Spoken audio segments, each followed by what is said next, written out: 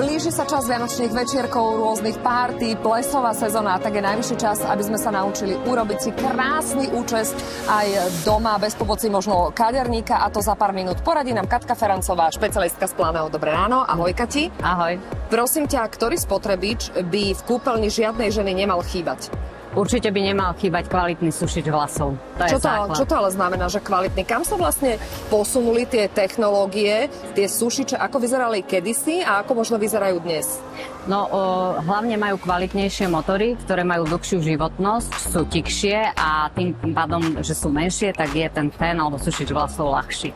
Môže sa pri takom ultramodernom féne alebo sušiči stať, že cítime niekedy takúto spáleninu, akú mnohí poznáme alebo mnohé poznáme z našich kúpeľní? Už sa to nestane, pretože moderné fény majú nasávanie vzduchu v dolnej časti, majú tam filter a teda vlasy sa dovnútra nedostanú a tá spálenina práve bola z toho, že ten vlas, ktorý sa dostal dovnútra do toho motorčeka, zhorel. Smudel.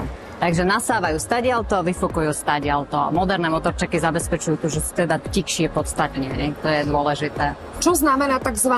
Ionizácia, ak je napísaná na obale toho fénu alebo sušiču? Ionizácia je dôležitá, pretože zachováva vlasy zdravé, pretože nevysušuje ten fén. V podstate, keď má ionizátor, tak vlas nie je tam taká vlhkosť a nepôsobí dovnútra vlasu, ale len zvonku. Poďme sa ešte pozrieť na to, ako by sme si vedeli v domácom prostredí urobiť nejaké pekné vlny.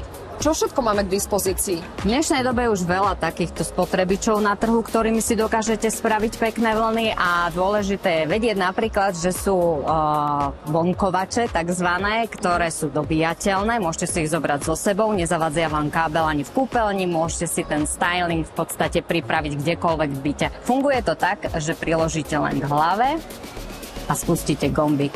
Ostatnú prácu za vás spraví vonkovač sám. Dá sa tam nastaviť teplota, podľa toho, akú teplotu si nastavíte, podľa toho spravíte väčšiu alebo menšiu vlnu. Znamená to, že ale mali by sme zohľadniť aj kvalitu našich vlasov pri nastavovaní tej teploty, aby sme si vlas nespálili? Určite, pokiaľ máte vlasky jemnejšie, je dobré nastaviť nižšiu teplotu. Pokiaľ sú vlasy pevné a hrubšie, tak určite si nastavte vyššiu teplotu, aby vám ten styling vydržal. Katka, ale ak by sme chceli nejaký iný typ vln, vieme si pomôcť? Vieme si pomôcť buď vonkovačom, už existuje aj takýto prístroj na trhu k stylingu, alebo žehličkou na vlasy. Sú žehličky na vlasy, ktoré už majú tvarované plochy a dokážu vám vytvoriť zase kúsok iný styling alebo objem vlasov ako vonkovač. No, nič, Katka, rozhodla som sa, že idem ti urobiť nejaký pekný plesový účes. Snáď to tvoje vlasy vydržia a vám želám príjemné dobré ráno.